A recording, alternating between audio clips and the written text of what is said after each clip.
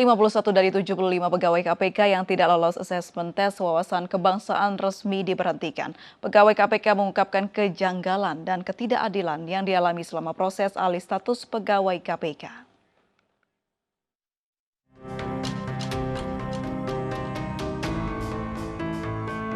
Kisruh tidak lolosnya 75 pegawai Komisi Pemberantasan Korupsi menjadi aparatur sipil negara terus bergulir.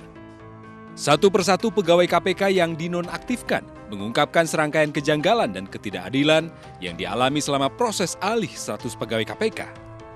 Mereka menilai keputusan pimpinan KPK telah mengabaikan perintah Presiden. Banyak ketidakadilan yang terjadi ya, mulai dari bentuk tesnya, mulai dari bagaimana kita mengukur wawasan kebangsaan, dan kalau kita melihat sangat tidak adil keputusan itu diberikan kepada teman-teman yang 75 yang kalau boleh dilihat dari profilingnya, bahkan teman-teman itu sudah ada di sini pada saat pembentukan KPK dari awalnya sejak tahun 2003. Buat saya sih, pandangan saya pribadi itu akal-akalan aja gitu. Karena ini semakin menunjukkan bahwa tidak konsisten ya terkait proses tes wawasan kebangsaan ini gitu.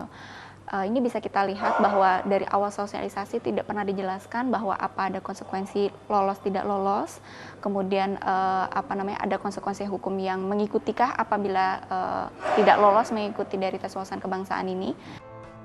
Di sisi lain, pimpinan KPK menepis setelah abaikan arahan Presiden Joko Widodo mengenai tidak lolosnya pegawai KPK dalam tes wawasan kebangsaan.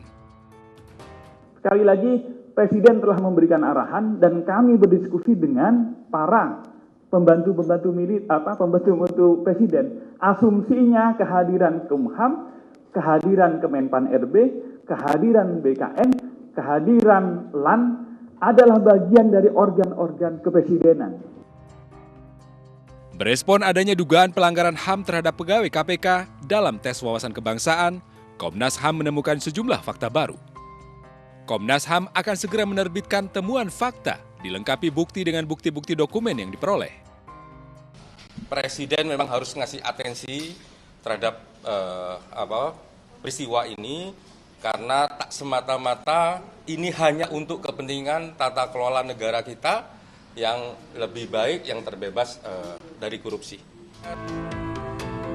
Sebelumnya, KPK resmi memberhentikan 51 pegawai KPK dan akan membina 24 pegawai lainnya yang dinilai tidak memenuhi syarat dalam tes wawasan kebangsaan. Tim iNews melaporkan.